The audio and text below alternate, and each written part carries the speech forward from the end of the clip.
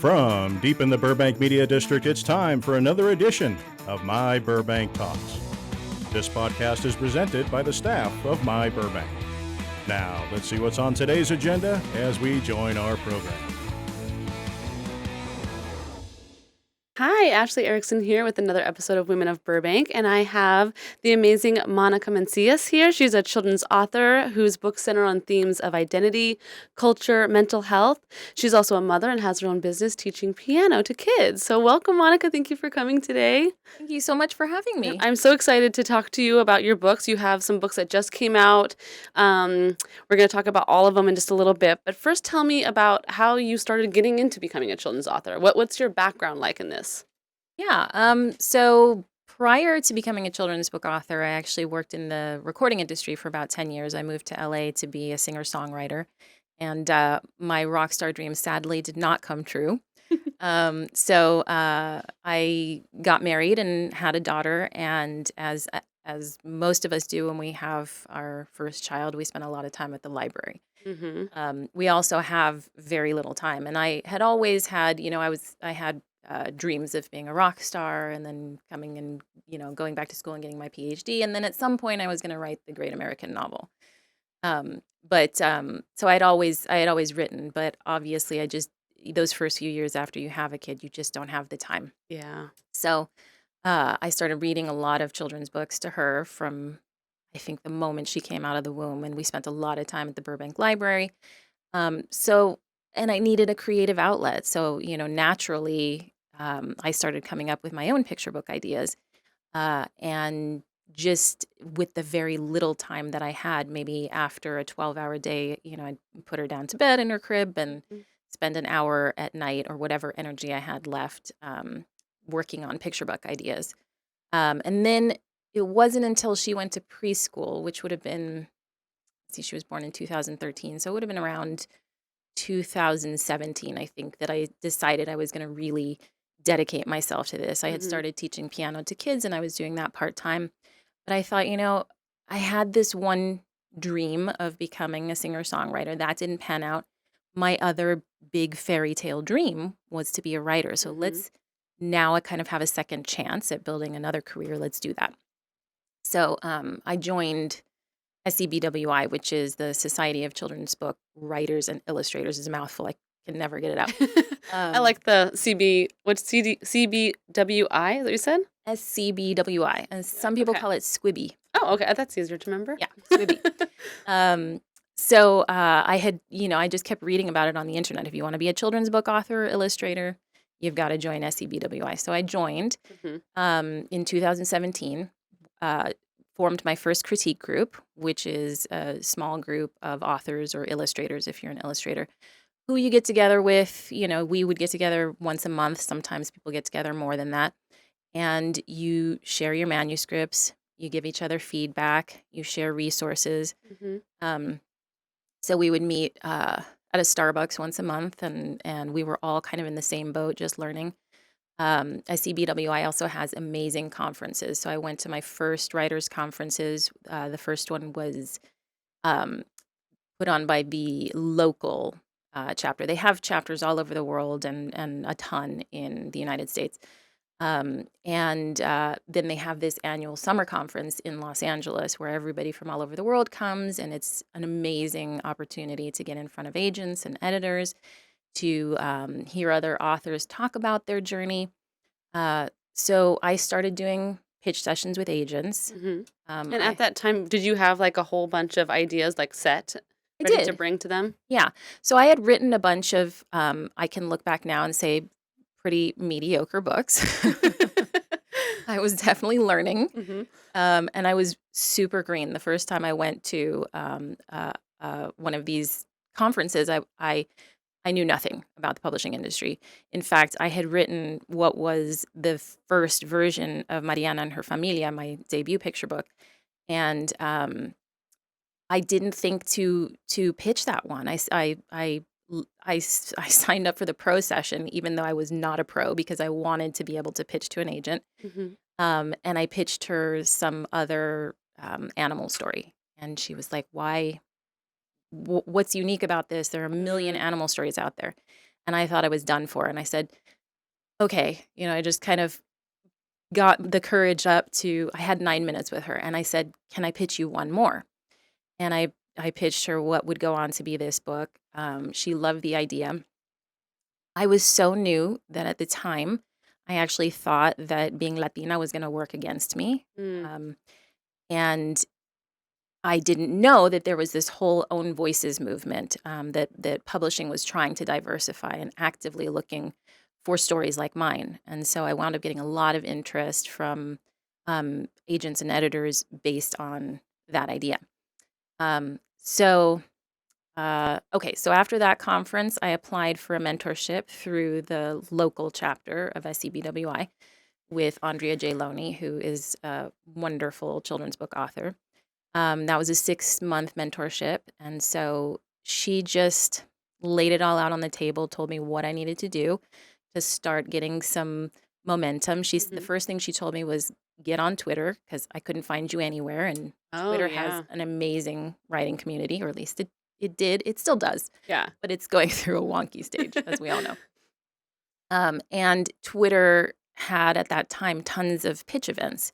So they had specific ones for specific genres. And on those days, you can pitch your manuscript a few times during the day in just like 200, whatever the limit is, the word limit for Twitter. And agents and editors who are looking for something in that particular genre or category will potentially like it, and that's an invitation for you to query them, to send them a query letter and your manuscript. It's almost like acting, like you just keep going to all these auditions and hope that something sticks, right? Yeah. And the query process can be grueling. I mean, people are they call them the query trenches. People are in the query trenches for sometimes years.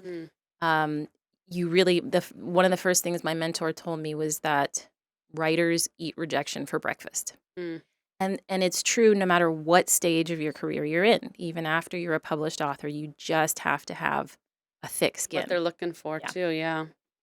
Yeah, and you have to deal with, reviews from consumers, and there's just That's really hard. it's a lot.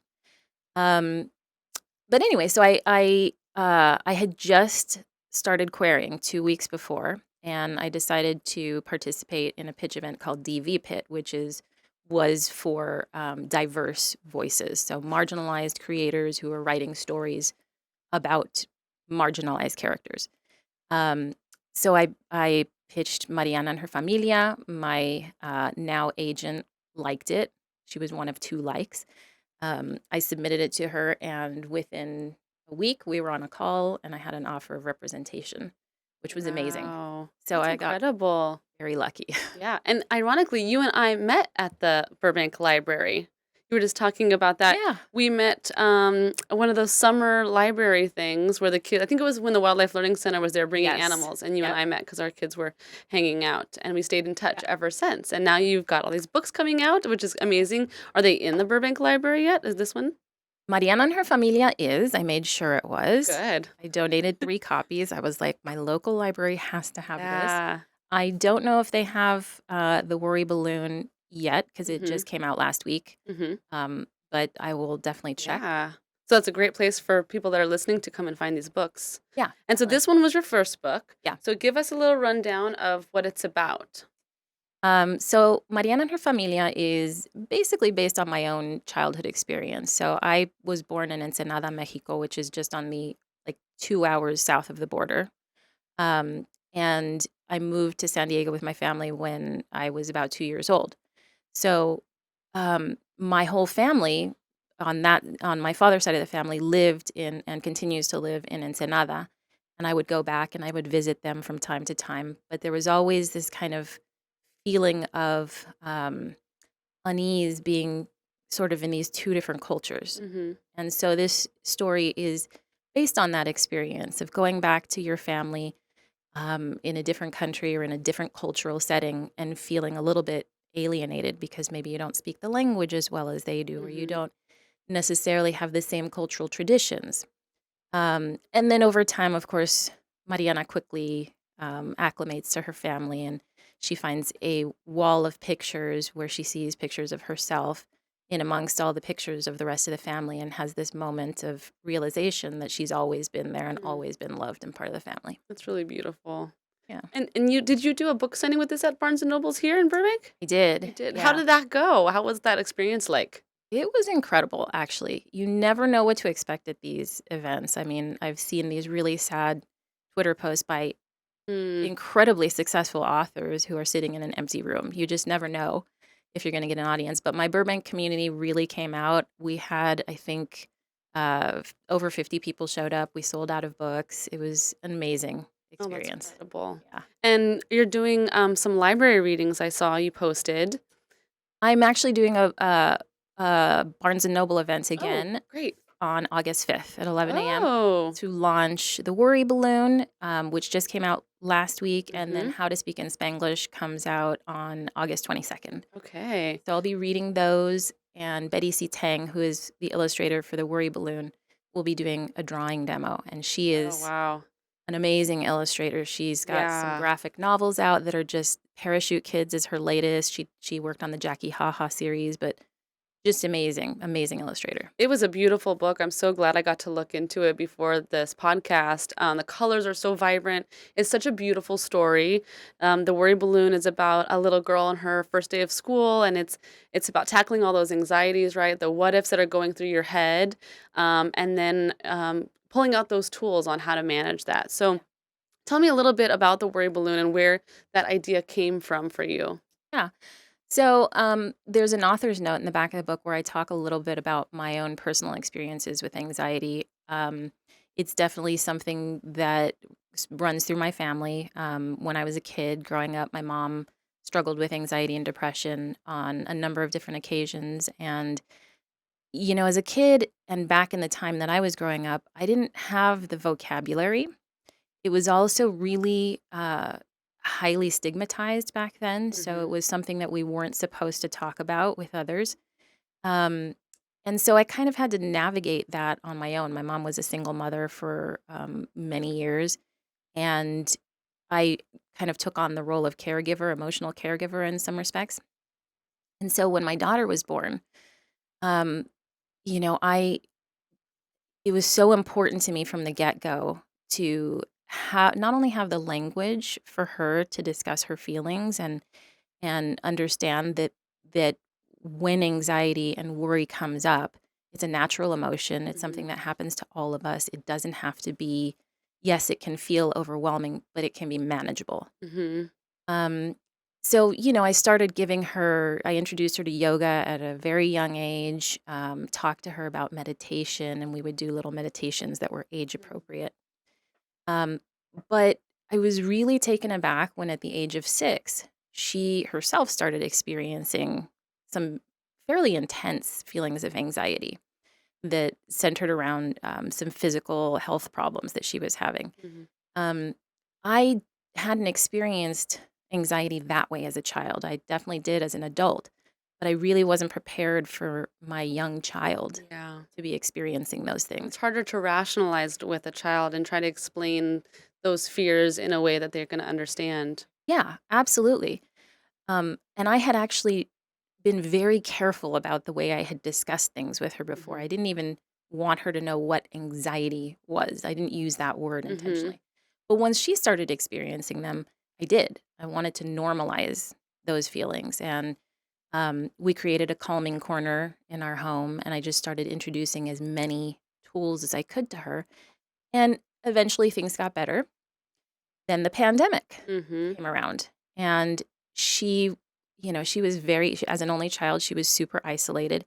Like a lot of other kids, she started developing social anxiety, or I'm sorry, separation anxiety, Mm. where I couldn't even go to the bathroom without her going, "Mom, Mom, where are Oh. you?" Which she had never Yeah. experienced before. And I talked to other parents who were going through the same thing. And that was where sort of the seed of an idea for this book came about, because I knew there were so many kids around the world that were dealing with that same kind of anxiety. Mhm. Our world was going through this huge traumatic experience together. And I wanted them to have, again, not only the language to discuss it, but I wanted to normalize the feeling. Mm-hmm. We all feel scared. We all feel worries. What can we do about it? How can we manage it? Yeah. And my editor and I were very intentional about not resolving it at the end with this perfect, everything's okay now. Mm-hmm. The storm might come again, but for now, things were Yeah. quiet. Yeah. Right? Because every time, I mean, this is just the one moment she's going to school. Yeah. And that she's just getting through. But I love at the end how you have pages of these tools, the tool belt or tool bag that you say in the book, of all these coping, like the yoga and other things. What were some other tools that you had in there? Yeah. So I go through a few different like basic yoga positions. There's a breathing exercise that the kids, a hot chocolate breathing, Mm-hmm. which is something I came up with and then found that others were doing the same thing because it's so age appropriate and easy for a kid to wrap their Yeah. mind around the idea of breathing in hot chocolate, blowing out the steam. Mm-hmm. Um, I think I also talk about creating a calming corner. I don't remember what else. I know there are a So number. many things. I Yeah. remember the hot chocolate thing. I thought that was really cute. Oh, there's the Om on the Mhm. range, I called it. Yeah. Yeah. And the little corner is a very cute idea too. I grew up in my mother took care of her mother who had bipolar and depression, and so she was the caretaker for her mom. And so growing up, it was very stigmatized in our home that we don't talk about it. You ignore it. And so I just kept growing up like waiting, like when is going to be my Yep. breakdown. Yep. My aunt didn't have a breakdown until much later in life, and so I kept waiting for like the floor to pull out from underneath me, and it was going to be my turn. And so I just kind of always walked on eggshells, waiting Yeah. for it to happen, instead of just like talking about it, Right. and Right. being like, I can have those feelings, and they're okay, and they're valid, and there's ways to, Yeah. go about them. But that didn't come about until much later when mental health is, being put on the radar more and more. Right. Right. And that was exactly my experience, was that when I finally did experience anxiety as a young adult, and it was normal anxiety, it was terrifying. So you develop an anxiety about anxiety and Yeah. Just what waiting you for it to saw. come back too. It's like Right. the anxiety of waiting for the anxiety attack, Right. Right. like, and I feel like your body tricks you. Like you feel completely fine, Yeah. and then all of a sudden the symptoms come, and you're like, I'm fine, but it's like triggered from like last week's anxiety. Right. Right. Yeah. It's like this snowball going down the mountain. Yeah. Which is why I think books like this are so important, because I Mhm. see my daughter still deals with anxiety, um, but she's so resilient. Yeah. She's able to bounce back from it quickly because I think it has been so normalized and so talked about and so okay in our Mhm. house. Yeah. And I like what you did in the book where she's thinking about all these like horrible things like what if I get sick, or what if I get injured, or what if I have to go to the hospital, and then the mom says, "Well, what if you're going to be okay? And what if you're going to have a fun time? And what if, I think we dwell so much on the things that could happen wrong that we are Yeah. missing what could happen right." And I think that's Right. a good eye-opening even for adults, I think. Yeah. Not just for kids. And those were, now that you're reminding me, those were the other tools that I mentioned in the book, is that for me, I end every day with a prayer of gratitude. Mhm. And I really try to focus on, even if I felt miserable all day, what were the good things that happened? Mhm. And then I like to follow that with positive visualization of, these are the things that are going to happen for me. And sometimes just doing that can Mhm. change your brain chemistry, because now, instead of focusing on what you're so afraid of or so sad about, you're focusing on this kind of fantasy of Yeah. hope that Mhm. has a real possibility in your life. Yeah, I love that. Well, we're going to take a quick break, hear a message from our sponsor, and then we'll be right back. Are you tired of spending your weekends cleaning instead of enjoying your free time? Well, now you don't have to. Introducing My Favorite Cleaning Company, your trusted local Burbank cleaning solution. Whether you need residential deep cleaning, regular residential service, move in, move out services, or even small business cleaning, we've got you covered. Our cleaners use high quality cleaning products and state of the art equipment for exceptional results. From kitchens to bathrooms, bedrooms to living spaces, we leave no corner untouched. Call My Favorite Cleaning Company today at 818-629-1255 and let My Favorite Cleaning Company be your favorite cleaning company. Visit our website at myfavoritecleaningcompany.com to learn more about our services and book your appointment. All right, we're back. We're going to talk about your third book that is coming out next month. Yeah, August 22nd. Month. How to Speak in Spanglish. Yeah. So tell me a little bit about this book that's coming out. So this book follows a little boy named Sammy who grew up speaking both Spanish and English in his home. And he and his sibling and his mom and dad all kind of speak in Spanglish, which is very common amongst bicultural, bilingual households that we call it code switching, where if you can't think of a word immediately in one of the languages, you'll grab for the other language and kind of fill it in and go back and forth. And sometimes that turns into the creation of new words like lonche for lunch. We say almuerzo in Spanish for lunch, but lonche is a uniquely Spanglish word. Okay. So this little boy is, thrilled with speaking Spanglish, and he has a lot of fun with it. But he has a very traditional grandmother, a traditional abuelita, who kind of looks at him askance, and she wants him to stick to Spanish at home, English at school, and not mix them together.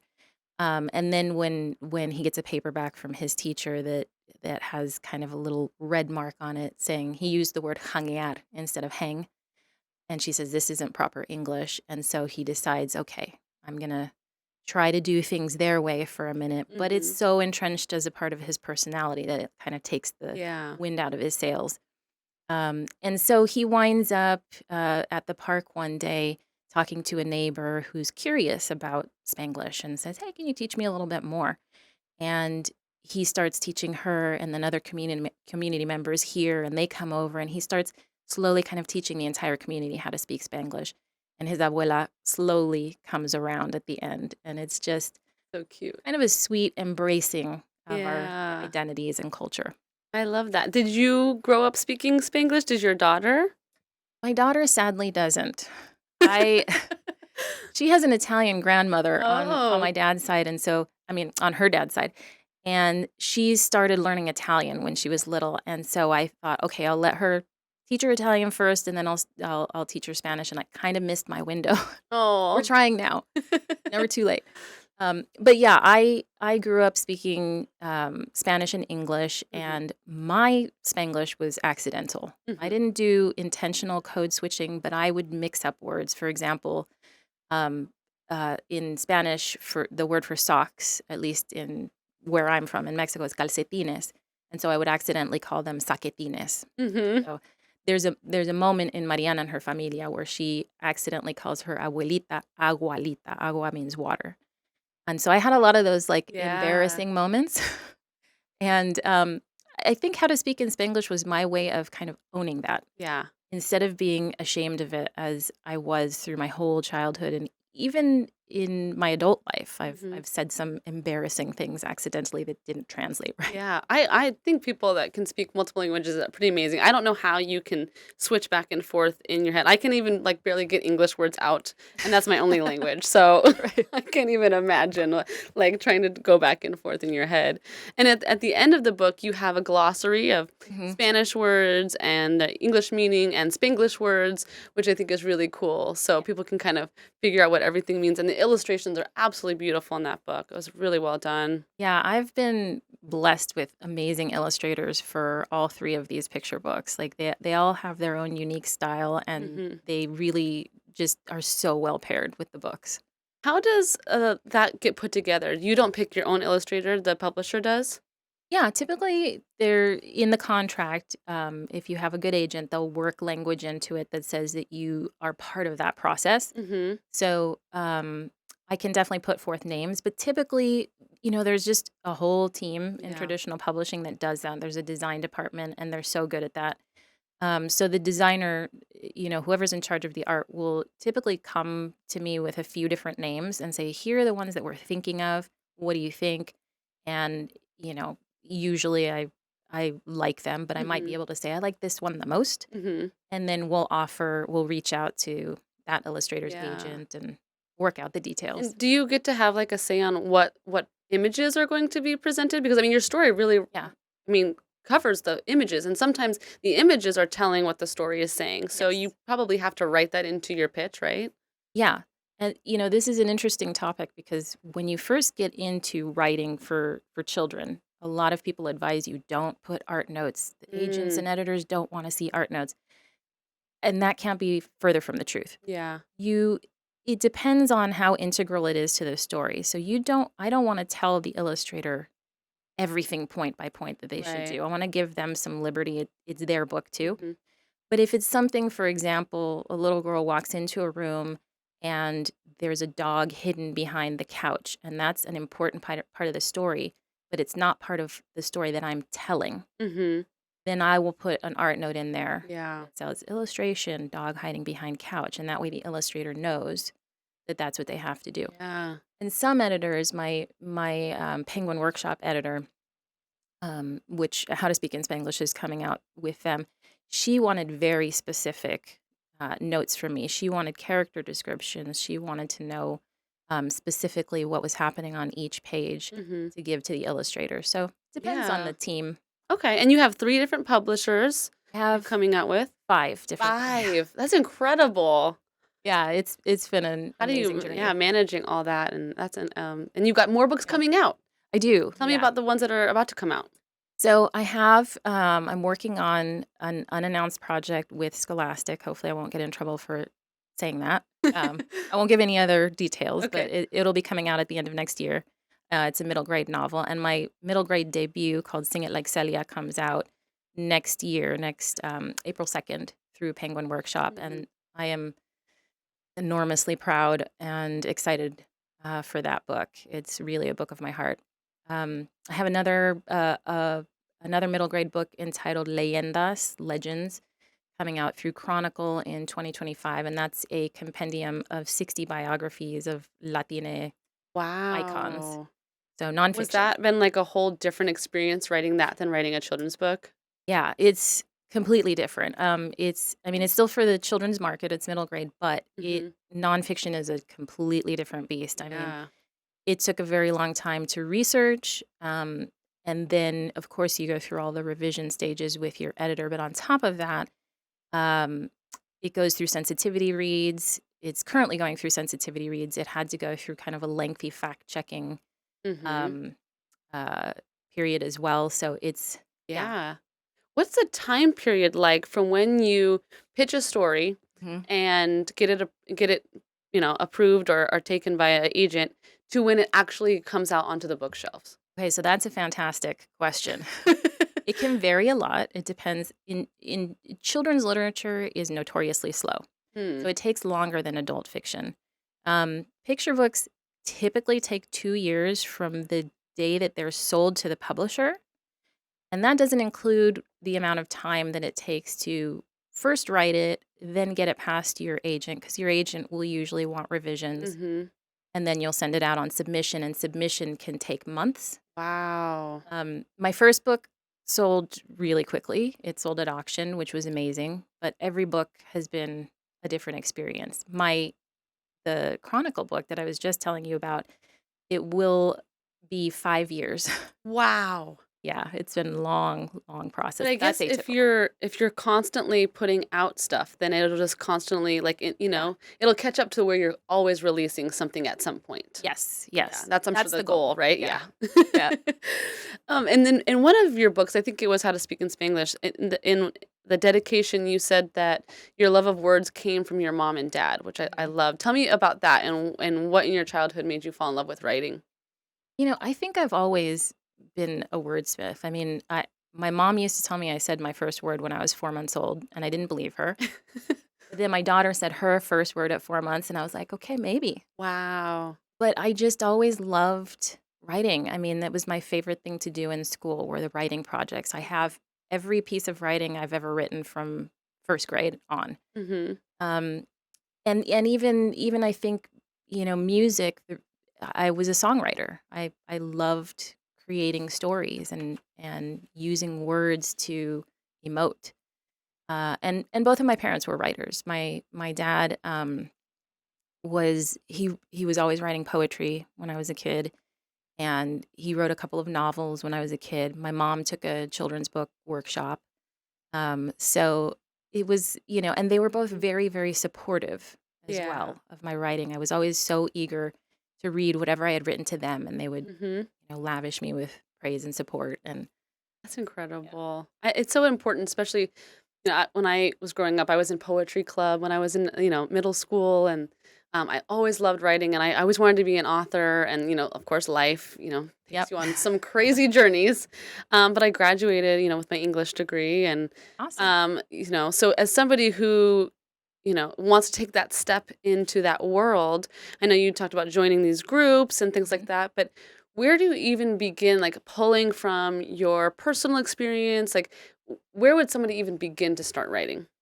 Yeah, I think my first piece of advice is to write as often as possible. I mean, I write every day, and it really is like a muscle. It's like going to the gym. The more you do it, the easier it gets. Mhm. Whereas when I was songwriting, I would wait for inspiration to take me. And it Mhm. would be like, once every 6 months, I'd write a song. It's hard to really sustain something that way. Yeah. So I would say write as often as possible. And yes, write what you know. That's so important. Don't try to write someone else's experience. It is important to look at the market and see what is being acquired and what is being published, but don't aim for that. Don't go, Mhm. okay, well, Colleen Hoover is really is doing really big right now, so I'm going to write that because again, it takes 2 years for books to Yeah. come out. You don't know what the market's going to be like in 2 years. You want to write something that is both uniquely yours and also universal. Okay. So it has to have Mhm. something that makes it stand out, but at the same time that readers are going to read it and go, I see myself in this. Right. Do you read a lot of children's books? I feel like that would be like Yes. step 2 after writing is to read everything, right? Yes, you absolutely have to read in your genre. Mhm. So, right now, the book that I'm working on, I have a 2-book deal with Penguin Workshop. So I'm working on my second book right now, and it's a dystopian middle grade novel. And so I've got a stack this high on my coffee table right now of dystopian middle grade novels. Yeah. And the book before that for Scholastic was more kind of an enemies to lovers, dual point of view. So before that, I was reading books in that Yeah. genre and category. So it's fuel for inspiration. It gives you an idea of, again, what's publishable today. So you can read The Golden Compass, for example, just because it's a great piece of literature and it gives you an idea of what people, what people are ultimately going to be reading still 30 years from now. Mhm. But editors today and agents today aren't going to be looking for that voice. Yeah. They want something that is written for today's children. And I feel like, so much is being published every year. It just keeps adding and adding and adding. So trying to find something unique and different has got to be absolutely difficult. It is, which is why, again, sorry, you don't want to chase the market Hmm. as much as it's important to be aware of those because agents and editors will ask you also for comp titles, which are comparison titles that you can, I might say, um, Mariana and Her Familia, I think I used Island Born as a comp. Island Born meets Abuela Mengo and Me. Mm, So it gives them an idea of where this yeah. sits in the market, but at the same time, that can't be your starting point. Your starting point has to be, what am I inspired by? Yeah. So when I'm trying to come up with new concepts, I'll think back on my childhood and go, what were the really important moments in my childhood? Or I might look at my own kid or her Hmm. friends and go, what's going on in their lives right now that's important? Yeah. But again, you also want to be careful not to co opt. Even if it's your own kid, you're not co opting other stories. So it really has to come from personal inspiration. Speaking of your daughter, how does she love your books? I'm sure she gets to read them all the time. Is she your Yeah, like a big critic of yours? So do you like pitch your idea to her first I before? do. Do you? I do. Yeah. Especially with these middle grade titles. I just Yeah. read her. I had to go through several iterations of book proposals before we finally landed on one that my editor really liked. And so every single one, I sat down with her and my husband and would read it to them. And it's helpful because my daughter is my demographic. So she's 10 years old. Absolutely. So she'll interrupt me with, what? I don't know what that means. And then I know, okay, mental note, this doesn't resonate with a 10-year-old kid. She doesn't know what I'm talking about.